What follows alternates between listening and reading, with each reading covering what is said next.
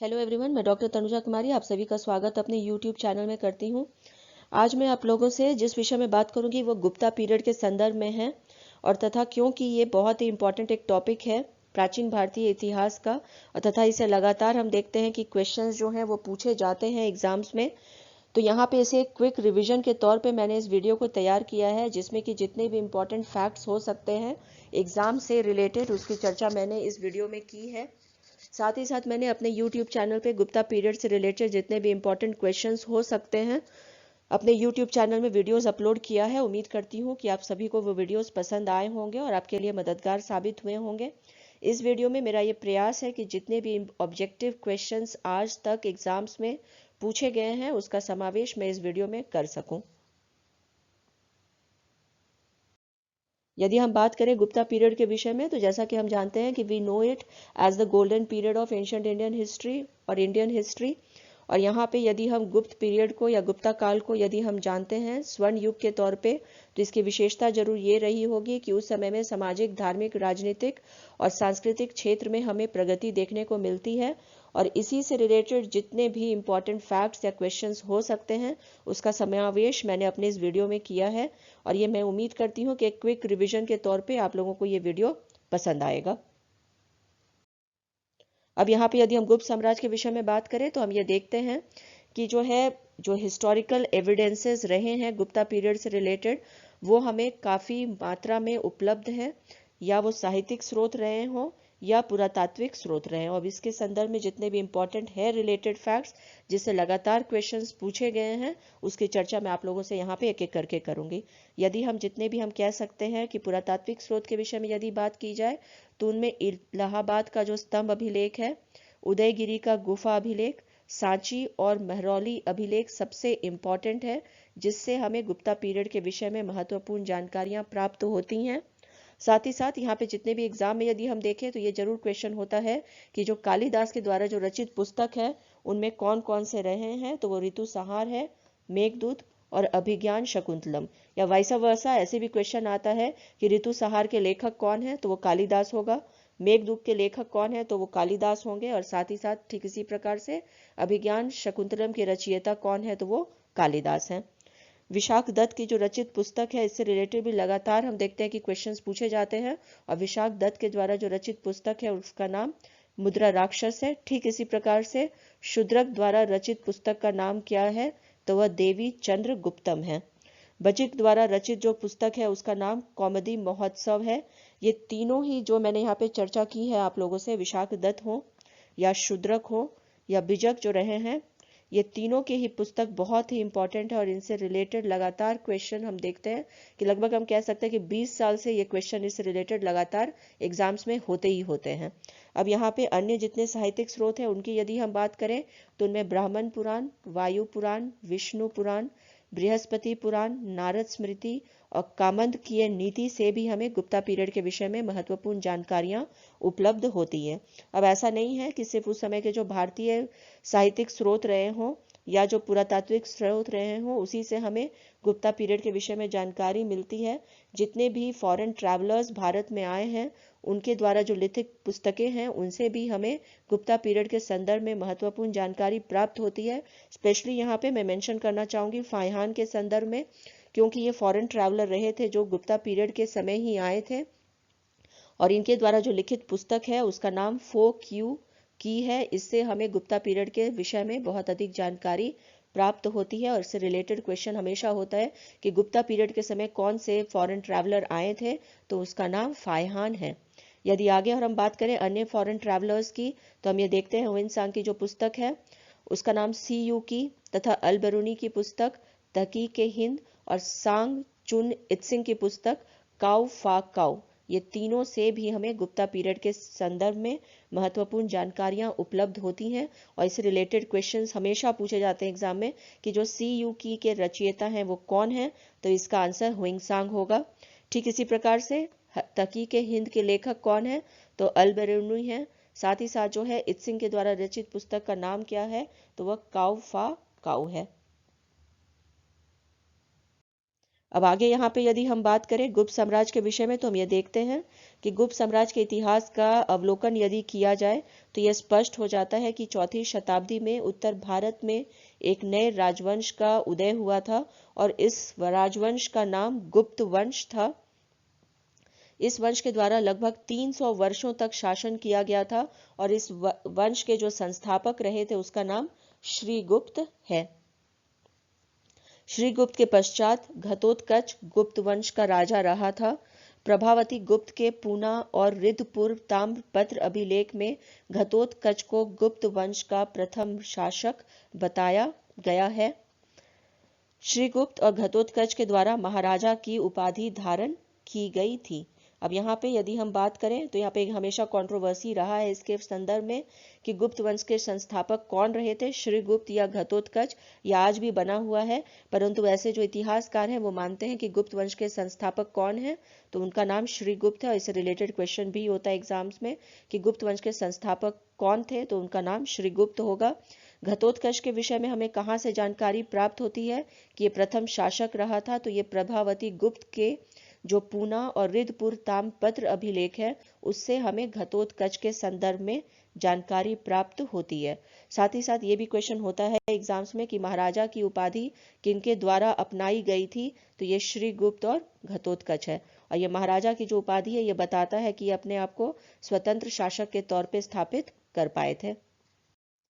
Next यहाँ पे यदि हम बात करें कि जितने भी महत्वपूर्ण शासक रहे थे गुप्त वंश के, तो उनमें सबसे पहला नाम आता है चंद्रगुप्त प्रथम का। और इनसे रिलेटेड जितनी भी हम चर्चा यहाँ पे करेंगे तो हम ये देखते हैं कि इनके पश्चात जो रहे थे शासक घटोत्कच के पश्चात वो चंद्रगुप्त प्रथम रहे थे और इनका जो शासन रहा था वो 320 से 330 ईस्वी तक का रहा था।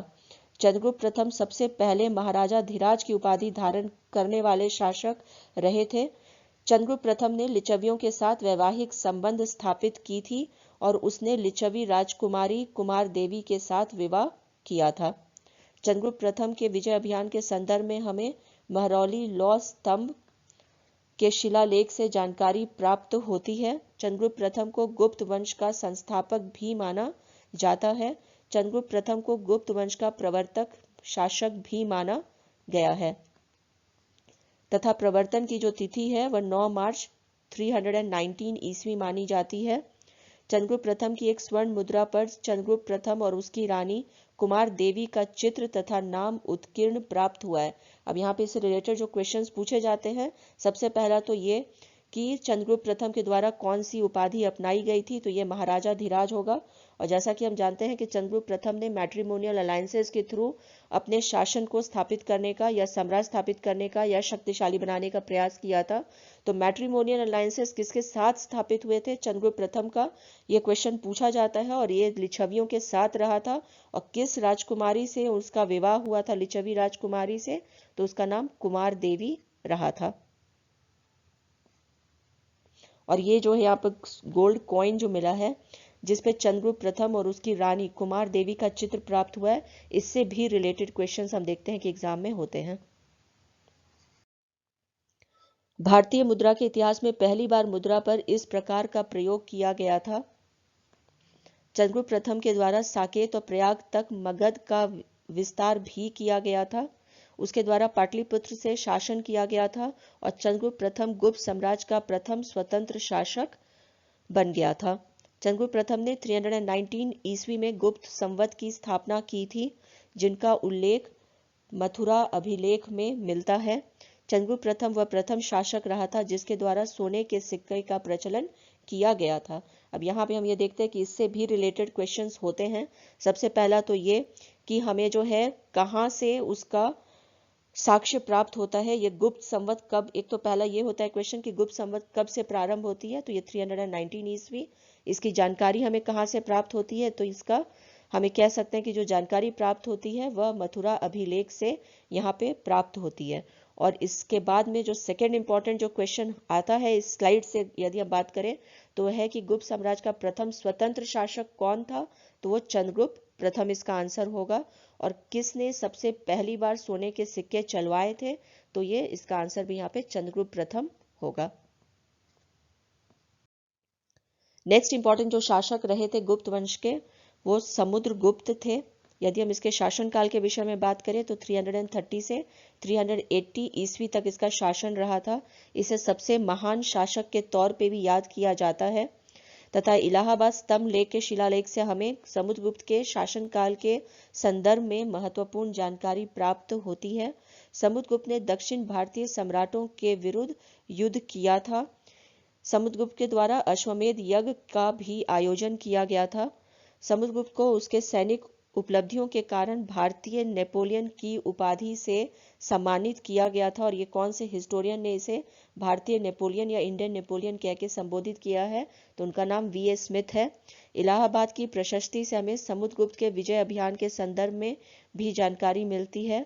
एरन अभिलेख और सिक्कों के द्वारा समुद्रगुप्त के संदर्भ में जानकारी प्राप्त होती है। इसने महाराजा धीराज की उपाधि धारण की थी।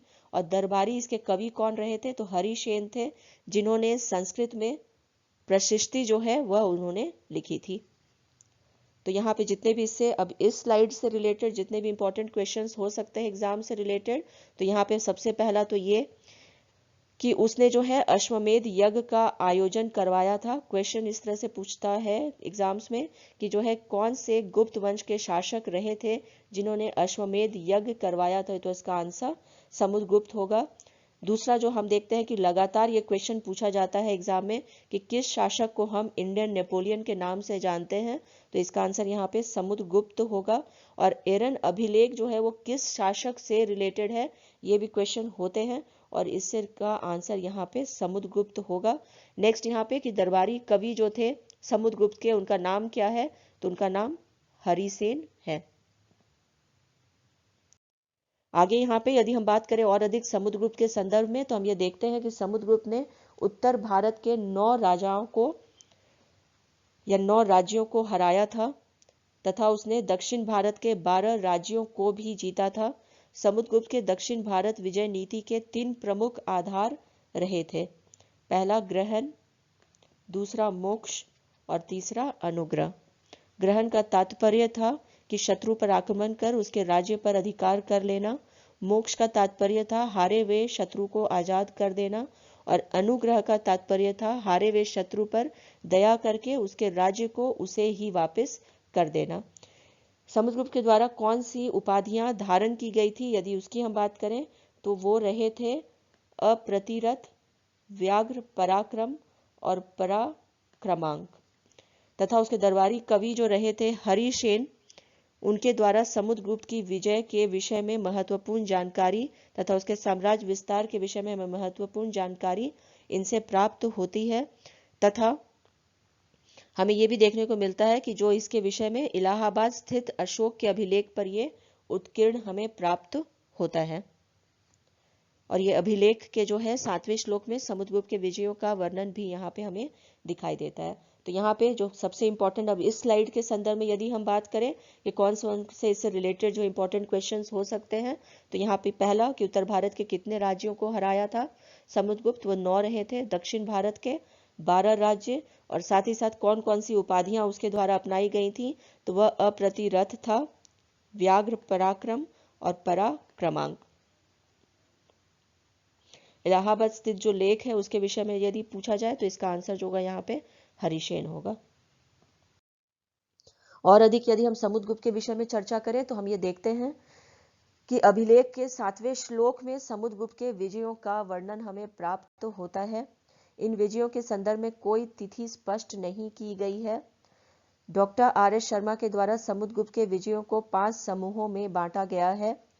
गंगा यमुना द्वाब के राज्य, पूर्वी हिमालय के राज्य एवं कुछ सीमावर्ती राज्य, आठविक राज्य, पूर्वी दक्कन और दक्षिण भारत के राज्य, शकों और कुषाणों के राज्य। श्रीलंका के राजा मेघवर्मन के द्वारा एक दूत भेजकर समुद्रगुप्त से गया में बुद्ध के मंदिर के निर्माण की अनुमति प्राप्त की गई थी। समुद्रगुप्त के द्वारा शकों एवं कुषाणों के राज्यों को अधीनता स्वीकार कराने के लिए 3 विधि अपनाई गई थी। आत्मनिवेदन, इसका तात्पर्य है कि शकों एवं कुषाणों के राजाओं के द्वारा समुद्रगुप्त के समक्ष उपस्थिति। दूसरा कन्योपायन, शकों और कुषाणों के द्वारा अपनी कन्या विवाह के लिए उपस्थित करना। और थर्ड जो रहा था वह था गरुत मंदक, जिसमें कि स्व विषय भुक्ति, अपने विषय या भुक्ति के लिए गरुड़ा कित मुहर युक्त शासन देश की मांग करना रहा था। अब यहाँ पे इससे रिलेटेड जो क्वेश्चन हमेशा जो पूछे गए हैं वो ये है कि समुद्रगुप्त के समय में कौन से श्रीलंका के शासक रहे थे जिन्होंने दूत भेजकर अनुमति मांगी थी वहां पर गया में बौद्ध मंदिर के निर्माण के लिए। तो इसका नाम यहाँ पे राजा मेघवर्मन है।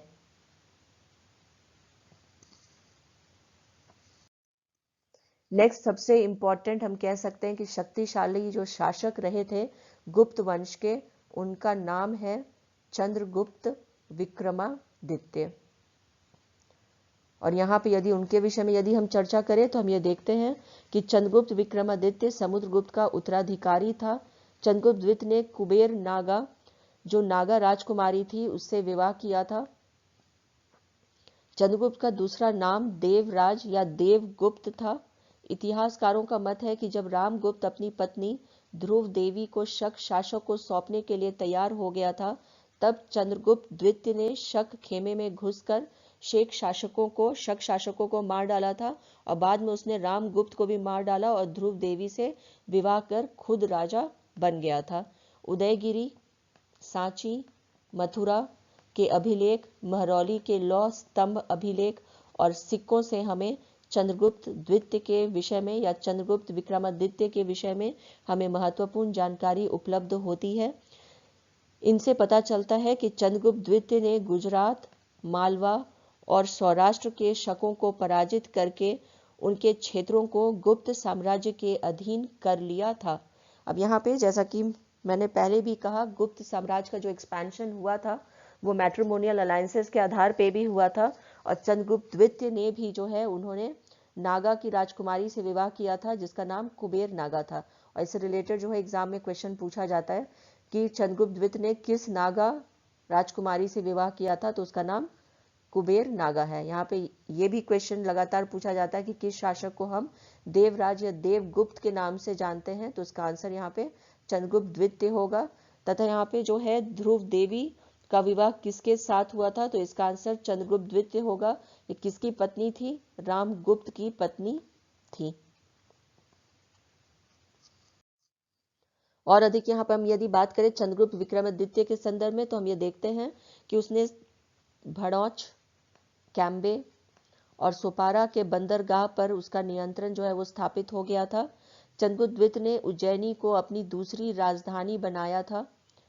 चंद्रगुप्त द्वितीय के लिए प्रवर सेन के चमक लेख में देवगुप्त नाम का प्रयोग किया गया है। चंद्रगुप्त द्वितीय और कुबेर नागा से उत्पन्न पुत्री प्रभावती गुप्त का विवाह वाकाटक राजा रुद्रसेन द्वितीय से किया गया था तथा उसने चंद्रगुप्त द्वितीय के द्वारा विक्रमादित्य की उपाधि जो है वह धारण की गई थी और चांदी की मुद्राएं चलाई गई थी। चंद्रगुप्त द्वितीय वह प्रथम राजा रहा था जिसने चांदी की मुद्राएं चलाई थी। अब इस स्लाइड में जितने भी इंपॉर्टेंट जो क्वेश्चन इसे लगातार पूछे जाते हैं वो ये हैं कि चंद्रगुप्त द्वितीय ने अपनी दूसरी राजधानी किसे बनाई थी, तो इसका आंसर होगा उज्जैनी। तथा यहाँ पे जो है प्रवर सेन के चमक लेख से हमें किसके विषय में जानकारी मिलती है, तो यहाँ पे ये होगा चंद्रगुप्त विक्रमादित्य और उसे किस नाम से उल्लेखित मिलता है यहाँ पे, तो देवगुप्त के नाम से इसे हम उल्लेखित यहाँ पे पाते हैं। उसकी जो पुत्री थी चंद्रगुप्त द्वितीय की, उसका नाम क्या था, ये क्वेश्चन होता है, तो इसका नाम यहाँ पे होगा प्रभावती गुप्त। विवाह किससे हुआ था प्रभावती गुप्त का, तो वाकाटक जो नरेश रहा था उसके साथ हुआ था जिसका नाम रुद्रसेन द्वितीय था। यहाँ पे साथ ही साथ ये क्वेश्चन भी हमेशा पूछा जाता है कि विक्रमादित्य की उपाधि किसके द्वारा अपनाई गई थी, तो चंद्रगुप्त विक्रमादित्य या चंद्रगुप्त द्वितीय रहा था। और कौन सा शासक था गुप्त वंश का जिसके द्वारा चांदी की मुद्राएं चलाई गई थी, तो ये चंद्रगुप्त द्वितीय इसका आंसर होगा। अब नेक्स्ट जो है शासक रहे थे जो गुप्त वंश के, यदि उसके विषय में हम बात करें तो ये स्कंदगुप्त था। इसके शासनकाल के विषय में यदि हम बात करें तो ये 455 से 467 ईस्वी तक था। और इसके संदर्भ में हमें महत्वपूर्ण जानकारी कहाँ से प्राप्त होती है, तो जूनागढ़ अभिलेख, काहोम अभिलेख, रीवा अभिलेख, इंदौर के ताम्रपत्र अभिलेख, भीतरी स्तंभ लेख, इनसे हमें स्कंदगुप्त के विषय में जानकारी मिलती है। स्कंदगुप्त के शासनकाल की महत्वपूर्ण जो घटना रही थी उनमें हुनों का जो आक्रमण था वो रहा था। स्कंदगुप्त के समय में हम देखते हैं कि उसने उस समय में जितने भी हुन आक्रमण हुए थे उन्हें पराजित करने का कार्य किया था, तथा साथ ही साथ उसके द्वारा हमें ये भी जानकारी मिलती है कि गिरनार पर्वत पर स्थित सुदर्शन झील का पुनरुद्धार भी करवाया गया था। यह पुनरुद्धार सौराष्ट्र के गवर्नर पूर्णदत्त के पुत्र चक्रपालित, जो गिरनार का नगर प्रमुख था, के द्वारा किया गया था। पुनरुद्धार करते समय सुदर्शन झील के किनारे पर एक विष्णु मंदिर का निर्माण भी करवाया गया था। स्कंदगुप्त के द्वारा विक्रमादित्य, क्रमादित्य, परम भागवत की जैसी उपाधि अपनाई गई थी।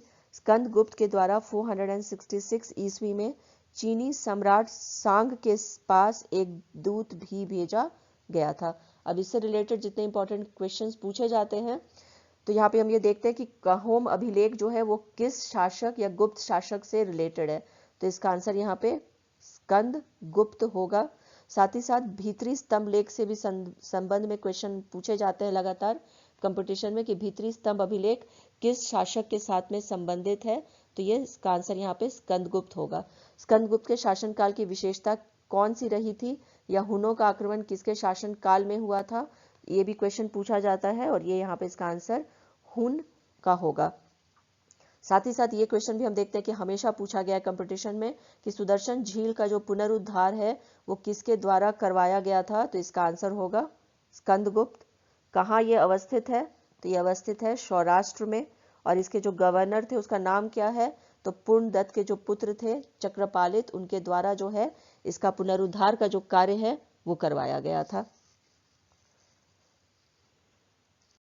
नेक्स्ट यहाँ पे यदि हम बात करें कि गुप्त साम्राज्य के जो पतन थे उसके क्या महत्वपूर्ण कारण रहे थे, तो हम ये देखते हैं कि इसमें सर्वप्रथम अयोग्य और निर्बल उत्तराधिकारी, ये सबसे महत्वपूर्ण कारण रहा था जिसके वजह से गुप्त साम्राज्य का पतन हो गया था। स्कंदगुप्त के बाद जितने भी शासक हुए गुप्त राजवंश के, वो सभी ही कमजोर रहे थे, और तथा उनके द्वारा इतने विशाल साम्राज्य को वो संभाल नहीं पाए थे, जिसके वजह से लगातार विद्रोह, बाहरी आक्रमण हमें देखने को मिलता है, जिस वजह से गुप्त साम्राज्य कमजोर होता चला गया।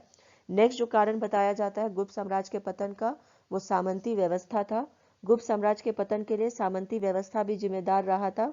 सामंती व्यवस्था में जो सबसे महत्वपूर्ण दोष था वह यह था कि अच्छे समय में सामंत गुप्त साम्राज्य के साथ प्रतीत होते थे, परंतु जैसे ही कोई भी केंद्रीय शासक कमजोर होता था उस समय में, या कोई भी बाहरी आक्रमण होता था, सामंत जो थे वो अपने आप को केंद्रीय शासन से अलग कर लेते थे। नेक्स्ट इंपॉर्टेंट जो कारण रहा था गुप्त साम्राज्य के पतन का, वह उच्च पदों का अनुवांशिक होना रहा था। यदि इसके विषय में और अधिक हम बात करें तो हम ये देखते हैं कि गुप्त साम्राज्य के पतन के लिए ये बहुत ही महत्वपूर्ण कारण रहा था, क्योंकि उच्च पद को अनुवांशिक बना दिया गया था, जबकि इतने बड़े साम्राज्य के लिए उच्च पदों पर व्यक्तिगत योग्यता के आधार पर इनकी नियुक्ति होनी चाहिए थी, परंतु ऐसा नहीं होने के कारण जो अयोग्य लोग थे वो उच्च पद को प्राप्त कर लेते थे, जिसका हम देखते हैं कि जो परिलक्षित हुआ था उस समय के प्रशासनिक तंत्र में गिरावट के साथ में भी। नेक्स्ट जो कारण रहा था गुप्त साम्राज्य के पतन का, वह रहा था धर्म का राजनीति पर अधिक प्रभाव। साम्राज्य के पतन के लिए एक महत्वपूर्ण कारण यह भी था कि बाद में गुप्त शासक बहुत अधिक धार्मिक प्रवृत्ति के हो गए थे।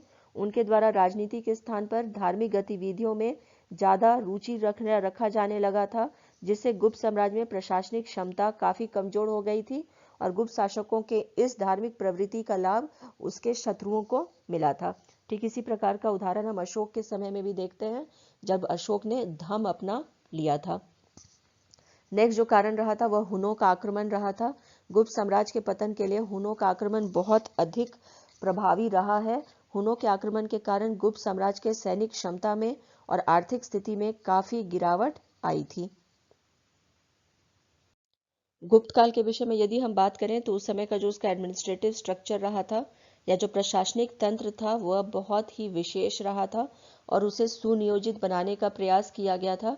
अब यहाँ पे यदि हम बात करें इसके प्रशासनिक जो तंत्र रही थी उसके संदर्भ में, तो हम ये देखते हैं कि गुप्त काल में केंद्रीय शासन की व्यवस्था की गई थी, जिसके अंतर्गत सर्व प्रमुख हम देखते हैं कि जो शासक था उसका प्रधान स्थान होता था, और राजा का जो स्थान होता था वो वंशानुगत होता था। नेक्स्ट जो हम देखते हैं कि उसके पश्चात जो सबसे महत्वपूर्ण पद होता था वह अमात्य का था। राजा को शासन व्यवस्था के सुचारू संचालन के लिए मंत्रियों की नियुक्ति की जाती थी, जिनका प्रमुख कार्य राजा को महत्वपूर्ण विषयों पर सुझाव देना रहता था और इनकी संख्या निश्चित नहीं होती थी। नेक्स्ट जो आता है इंपॉर्टेंट, वो है मंत्री परिषद। गुप्त शासकों के द्वारा शासन व्यवस्था को सुचारू रूप से चलाने के लिए एक मंत्री परिषद का गठन किया गया था, जिस मंत्री परिषद में राजकुमारों, सामंतों और उच्च कर्मचारियों को शामिल किया जाता था। मंत्री परिषद का प्रमुख कार्य सम्राट को सुझाव देना होता था। सम्राट के द्वारा समय समय पर मंत्री परिषद की सभा बुलाई जाती थी। नेक्स्ट यहाँ पे हम देखते हैं कि जो इंपॉर्टेंट प्लेस रहा था वो कुमार अमात्य का रहा था। शासन व्यवस्था के अंदर कई महत्वपूर्ण विभागों की व्यवस्था की गई थी और इन महत्वपूर्ण विभागों के संचालन के लिए कर्मचारियों की नियुक्ति की गई थी, जो मुख्य रूप से राजघरानों से होते थे और इन्हें कुमार मात्य के नाम से हम जानते हैं। सैन्य विभाग की ओर भी गुप्त शासकों का ध्यान जो है बहुत अधिक था और गुप्त साम्राज्य में सम्राट स्वयं सेना का प्रमुख होता था, लेकिन सेना के संचालन तथा अन्य कार्यों में सम्राट की सहायता के लिए महासेनापति की नियुक्ति की जाती थी। सैन्य प्रशासन का एक प्रमुख अधिकारी होता था, जो मुख्य रूप से सेना, छावनी और व्यूह रचना की जिम्मेदारी का उत्तरदायित्व उठाता था और इसे हम महाबलाधिकृत के नाम से जानते हैं। नेक्स्ट जो इंपॉर्टेंट रहा था, हम कह सकते हैं ऑफिशियल जो पोस्ट सेना के संदर्भ में यदि हम बात करें तो वह महादंड नायक का रहा था। यह सैनिक प्रशासन का एक प्रमुख अधिकारी था जो महासेनापति के अधीन कार्य करता था। इसका प्रमुख कार्य युद्ध के अवसर पर सेना का नेतृत्व करना होता था और महादंड नायक न्यायाधीश भी होता था। नेक्स्ट यहाँ पे यदि हम बात करें दंड पाशिक के विषय में, तो हम ये देखते हैं कि गुप्त साम्राज्य में पुलिस व्यवस्था भी कायम की गई थी और पुलिस विभाग का जो प्रमुख अधिकारी होता था उसे हम दंड पाशिक के नाम से जानते हैं। नेक्स्ट जो अन्य अधिकारी रहे थे उनकी यदि हम बात करें तो उनमें महासंधि विग्रहक भी था। ये राज्य प्रशासन में एक प्रमुख अधिकारी की हैसियत रखता था, जिसका प्रमुख कार्य गुप्त साम्राज्य के पड़ोसी राज्यों, गणराज्यों और सामंतों के साथ संधि या विग्रह की नीति के संदर्भ में निर्णय लेना होता था। इस पद पर सम्राट के द्वारा अपने विश्वासी और प्रिय पात्र की नियुक्ति की जाती थी। नेक्स्ट यहाँ पे यदि हम बात करें विनय स्थिति स्थापक के विषय में, तो हम देखते हैं कि इस अधिकारी का प्रमुख कार्य शांति और व्यवस्था बनाए रखना होता था तथा धर्म नीति को कायम करना इसका महत्वपूर्ण कार्य होता था। या इससे रिलेटेड जितने भी क्वेश्चंस पूछे जाते हैं उसमें हम देखते हैं कि कुमार मात्य कौन थे और इसकी नियुक्ति किसके शासन काल में हुई थी या किस राजवंश के समय हुई थी तथा इसका कार्य क्या होता था, इससे रिलेटेड क्वेश्चन होता है। ठीक इसी प्रकार से महाबलाधिकृत तथा महादंड नायक, महासंधि विग्रहक, इनसे रिलेटेड हम लगातार देखते हैं कि कंपटीशन एग्जाम में क्वेश्चन पूछे जाते हैं। पहला तो ये कि किस शासन काल में जो है इन अधिकारियों की नियुक्ति की गई थी तथा इनके कार्य क्या होते हैं, इससे संदर्भित क्वेश्चन होते हैं एग्जाम्स में। यहाँ पे यदि हम गुप्त काल के विषय में या उसके प्रशासनिक तंत्र के विषय में और अधिक बात करें तो हम देखते हैं कि गुप्त साम्राज्य में कर वसूल करने का विभाग ध्रुवीकरण कहलाता था और इस विभाग में भूमि कर वसूल करने वाले कर्मचारी को शौल्किक कहा जाता था। जंगलों से राजस्व प्राप्त करने वाले कर्मचारी को गौलमिक कहा जाता था। अग्रहारिक दानाध्यक्ष होता था। गुप्त साम्राज्य में राजस्व का प्रमुख स्रोत भूमि कर था। भूमि को खेतियर भूमि को यहाँ पे हम देखते हैं कि नाल के नाम से हम जानते हैं तथा परती भूमि को खिल कहा जाता था। ये बहुत ही इंपॉर्टेंट है। जितने भी यहाँ पे मैंने टॉपिक्स या फैक्ट्स के विषय में चर्चा किया है ये सभी ही इससे रिलेटेड हम लगातार देखते हैं कि क्वेश्चंस होते हैं। जैसे शौल्किक जो है इसका कार्य क्या था, इसके संदर्भ में क्वेश्चंस होते हैं। साथ ही साथ गौलमिक नामक अधिकारी किस राजवंश के अधीन कार्य करते थे तथा इसका कार्य क्या था, इसके संदर्भ में हमेशा क्वेश्चंस होते हैं। नेक्स्ट यहाँ पे ये पूछा जाता है कि कौन सा कर उस गुप्त शासन काल के समय में राजस्व का प्रमुख स्रोत रहा था, तो इसका आंसर भूमि कर होगा। साथ ही साथ यहाँ पे ये क्वेश्चन लगातार हम देखते हैं कि क्वेश्चन होते हैं कंपटीशन में कि खिल हम किसे हम खिल के नाम से जानते हैं, तो इसका आंसर यहाँ पे होगा परती भूमि। आगे यहाँ पे यदि हम प्रांतीय प्रशासन के विषय में बात करें तो जिस प्रकार से केंद्रीय प्रशासन की ओर गुप्त शासकों के द्वारा ध्यान दिया गया था, ठीक इसी प्रकार से प्रांतीय शासन की ओर भी गुप्त शासकों का ध्यान रहा था और गुप्त साम्राज्य के अंतर्गत पूरे साम्राज्य को विभिन्न प्रांतों में बांटा गया था। प्रांतों को हम भुक्ति के नाम से जानते हैं। भुक्ति के नीचे भोग एक डिवीजन को प्रतिनिधित्व इसका करता था तथा उसके नीचे जिला था जिसे विषय कहा जाता था तथा उसके ठीक नीचे तहसील था जो वित्त के नाम से जाना जाता था और साथ ही साथ जो ग्रास समूह होते थे उन्हें हम मंडल के नाम से जानते हैं। प्रांतीय शासक को उपरिक महाराज के नाम से जाना जाता है। यहाँ जो रिलेटेड क्वेश्चंस इससे पूछे जाते हैं कि गुप्त शासन काल में प्रांत को हम किस नाम से जानते हैं, तो प्रांत को किस नाम से जानते हैं तो वो भुक्ति होगा।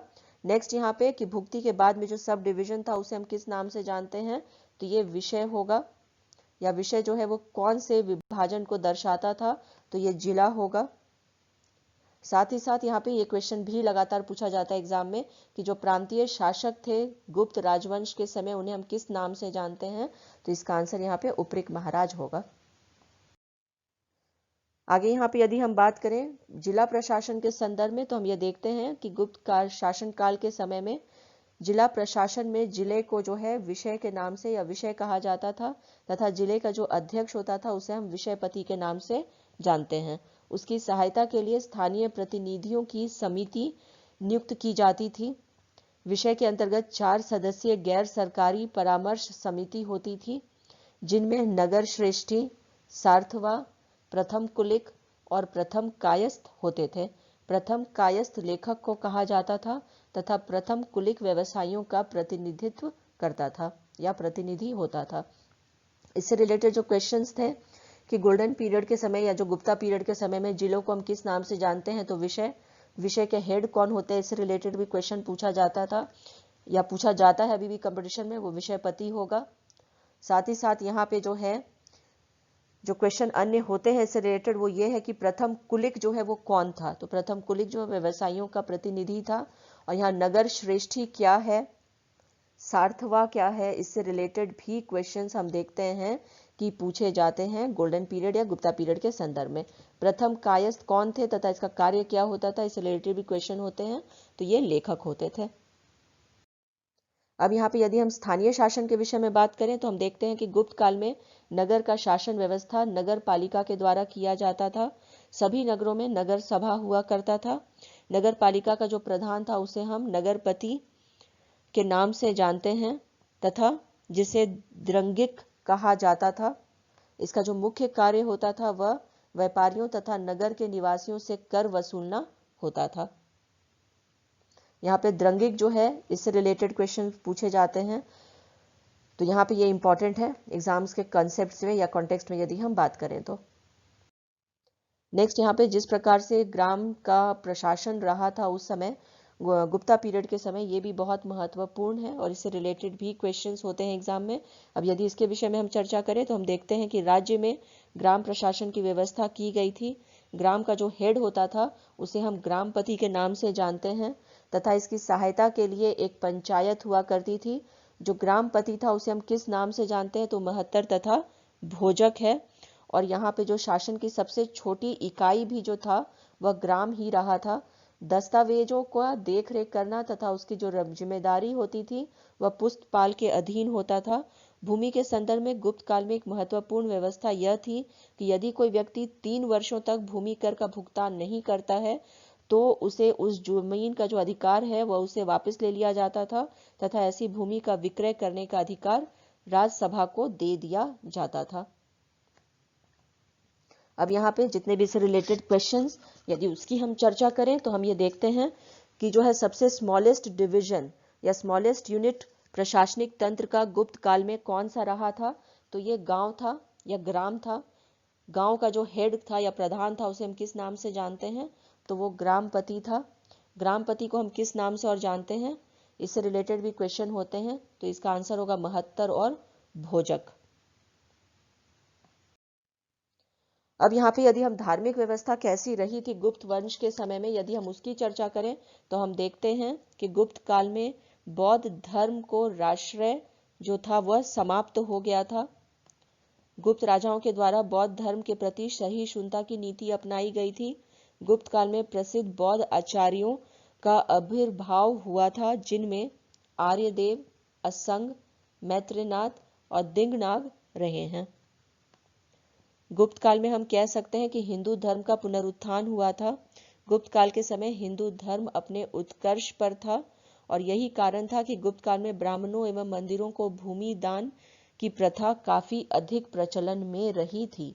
तो यहाँ पे जो इससे रिलेटेड क्वेश्चन होते हैं वो ये पूछा जाता है कि जो गुप्त काल के समय में कौन सा धर्म जो है वो सबसे सर्वप्रथम या प्रधान रहा था, तो वो हिंदू धर्म होगा। परंतु उस समय के शासक सहिष्णु थे या नहीं, इससे रिलेटेड भी क्वेश्चन होता है। तो यहाँ पे इसका आंसर होगा कि उन्होंने वो सहिष्णु थे या सहिष्णुता की नीति उनके द्वारा अपनाई जाती थी। और अधिक यदि हम धार्मिक व्यवस्था के विषय में बात करें तो हम देखते हैं कि गुप्त काल में हिंदू धर्म में भक्ति के सिद्धांत को अपनाया गया था। अधिकांश जो शासक रहे थे वो वैष्णव धर्म के समर्थक रहे थे। गुप्त काल का वैष्णव धर्म से संबंधित झांसी का जो देवगढ़ का दशावतार मंदिर है, ये सबसे प्रसिद्ध उदाहरण है। गुप्त काल में जैन धर्म को यद्यपि राजकीय प्रोत्साहन और समर्थन तो प्राप्त नहीं था, परंतु जैन धर्म के इस समय में हम देखते हैं कि मूर्ति निर्माण जो है वो इस काल में प्रारंभ हो गई थी।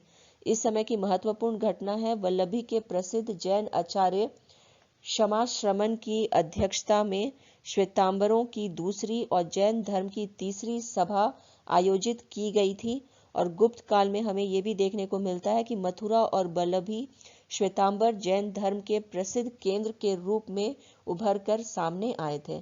अब यहाँ पे यदि हम बात करें कि कौन कौन से धर्मों को प्राश्रय मिला था गुप्त काल के शासकों के अधीन, तो वो हम देख सकते हैं कि वैष्णव धर्म, साथ ही साथ जो है जैन धर्म और बौद्ध धर्म को भी फलने फूलने का मौका मिला था। साथ ही साथ यहाँ पे यदि बात की जाए जो रिलेटेड क्वेश्चंस इससे पूछे जाते हैं, तो हम ये देखते हैं कि जो है उस समय के जो सबसे प्रसिद्ध जैन आचार्य रहे थे गुप्ता पीरियड के समय, तो वो क्षमाश्रमण रहे थे। और ये कहाँ के थे, तो ये वल्लभी के प्रसिद्ध जैन आचार्य रहे थे। और इनकी अध्यक्षता में, या क्वेश्चन इस तरह से भी होता है कि जो दूसरी और तीसरी जो सभा थी जैन धर्म से रिलेटेड श्वेतांबरों की, वो कब बुलाई गई थी, तो वो गुप्ता पीरियड के समय में बुलाई गई थी। साथ ही साथ यहाँ पे हम ये भी देखते हैं कि मथुरा और जो वल्लभी है वो श्वेतांबर जैन धर्म के प्रसिद्ध केंद्र गुप्ता पीरियड के समय में रहे थे। इससे रिलेटेड भी क्वेश्चंस होता है कि जो जैन धर्म से रिलेटेड कौन से दो महत्वपूर्ण केंद्र रहे थे गुप्ता पीरियड में, तो वो मथुरा और वल्लभी है। यदि हम स्थापत्य कला और वास्तुकला के संदर्भ में बात करते हैं तो हम ये देखते हैं कि इस क्षेत्र में भी गुप्त शासकों के अधीन महत्वपूर्ण कार्य हुआ था तथा इसे प्रोत्साहन प्राप्त हुआ था। गुप्त काल में वास्तव में मंदिर निर्माण का प्रादुर्भाव हुआ था। अगर हम मंदिरों की बनावट के विषय में बात करें तो इन मंदिरों का निर्माण ऊंचे चबूतरों पर हुआ था। इन चबूतरों पर चढ़ने के लिए चारों ओर से सीढ़ियां बनाई जाती थी। मंदिर की छत चपटी बनाई जाती थी, परंतु बाद में हम ये देखते हैं कि जो मंदिर की छत पर शिखर का निर्माण किया जाता था। उल्लेखनीय है कि मंदिर में एक गर्भगृह भी होता था। मंदिर के चारों ओर एक प्रदक्षिणा पथ भी बनाया जाता था। और गुप्त काल के समय में हमें यह भी देखने को मिलता है कि मंदिर में छत प्रायः 4 स्तंभों पर आधारित होता था। और अधिक यदि हम बात करें स्थापत्य कला और वास्तुकला के संदर्भ में, तो हम देखते हैं कि गुप्त काल में निर्मित सबसे सुंदर शिवलिंग मध्य प्रदेश के खो से प्राप्त हुआ है। झांसी जिले में देवगढ़ का दशावतार मंदिर भी अत्यंत उत्कृष्ट मंदिर है।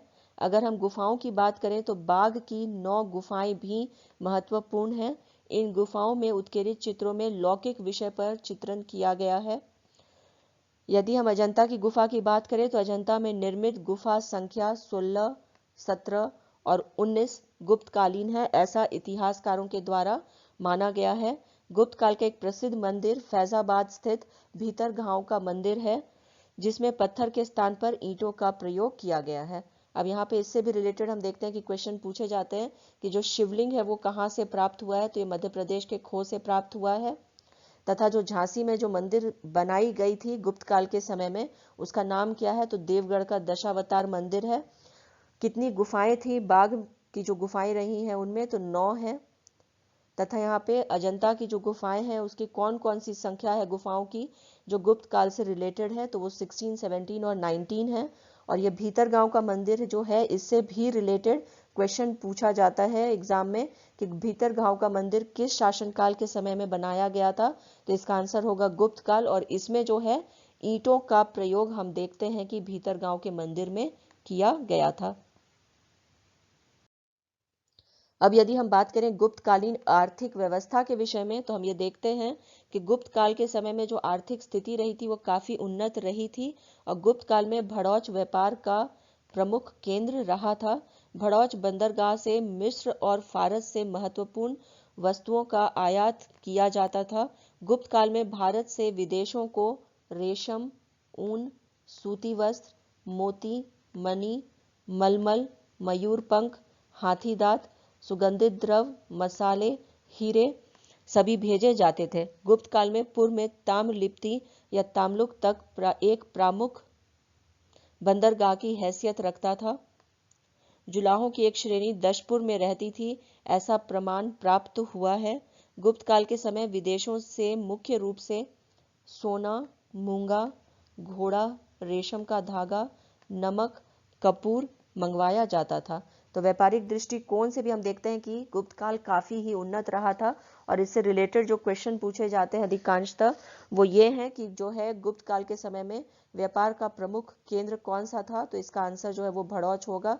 साथ ही साथ यहाँ पे कि कहाँ कहाँ से सबसे अधिक व्यापार गुप्त काल के समय में होता था तो वो मिस्र और फारस।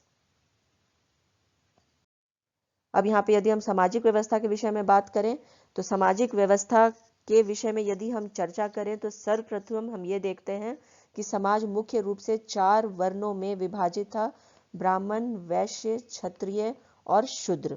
ब्राह्मणों की स्थिति गुप्त काल में सबसे अच्छी थी। ब्राह्मणों के 6 कर्तव्य थे: अध्ययन, अध्यापन, यज्ञ करना, यज्ञ कराना, दान लेना और दान देना। गुप्त काल में क्षत्रिय का प्रमुख कर्तव्य था राष्ट्र की रक्षा में अपना योगदान देना तथा उसका अन्य कर्तव्य अध्ययन, यज्ञ करना था। गुप्त काल में वैश्यों का प्रमुख कार्य कृषि एवं व्यवसाय तथा वाणिज्य करना था और शूद्रों का कार्य था सेवा करना। तो यहाँ पे जो है वर्ण व्यवस्था था या नहीं गुप्त काल के समय, इससे रिलेटेड क्वेश्चन पूछे जाते हैं और ये कितने वर्णों में विभाजित था। यदि हम सामाजिक व्यवस्था के विषय में और अधिक बात करें तो हम देखते हैं कि गुप्त काल के समय उपजाति का प्रचार प्रसार हुआ था, क्योंकि उस समय हमें यह जानकारी प्राप्त होता है कि बड़ी संख्या में विदेशियों को वर्ण व्यवस्था में समायोजित किया गया था।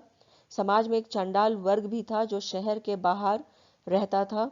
समाज में दास प्रथा भी थी। लड़कियों का विवाह अल्प आयु में कर दिया जाता था। उच्च वर्ग की स्त्रियों को शिक्षा प्राप्त करने की सुविधा दी जाती थी। गुप्त काल में पर्दा प्रथा का कोई भी साक्ष्य प्राप्त नहीं होता है। गुप्त काल में देवदासी का जो प्रथा है वह रहा था। गुप्त काल में स्त्रियों को पति की संपत्ति पर अधिकार प्राप्त था तथा दास प्रथा भी एक महत्वपूर्ण विशेषता गुप्त काल की रही थी। और यदि कोई दासी गृह स्वामी से पुत्र उत्पन्न कर दे तो वह दासी स्वतंत्र हो जाती थी। तो इस समय में यदि हम बात करें सामाजिक व्यवस्था के विषय में भी और इससे रिलेटेड जो क्वेश्चन पूछा जाता है तो यहाँ पे सबसे पहले है कि जो है जाति व्यवस्था जटिल किस शासन काल के समय में हुई थी। तो ये गुप्त काल के समय में हुआ था। कौन सा वर्ग था जो शहर के बाहर रहता था, जिसका उल्लेख हमें गुप्त काल के समय मिलता है, तो ये चंडाल वर्ग है। तथा साथ ही साथ ये भी क्वेश्चन होता है कि पर्दा प्रथा जो है वह समाज में गुप्त काल में विद्यमान था या नहीं था। तो ये समाज में था और इसके था या नहीं यदि इसकी हम बात करें तो इसका कोई भी साक्ष्य यहाँ पे प्राप्त नहीं होता है। इसी के साथ अपने इस चर्चा को यहीं पे विराम देती हूँ। उम्मीद करती हूँ कि मैंने जितने भी बिंदुओं का समावेश अपने इस वीडियो में करने का प्रयास किया है आप सभी के लिए अपनी एग्जाम की तैयारी में मददगार साबित होंगे। यदि आप लोगों को मेरा ये वीडियो पसंद आया हो तो प्लीज़ इसे लाइक करें और शेयर करें तथा मेरे YouTube चैनल को सब्सक्राइब करें। Thank you. Stay connected.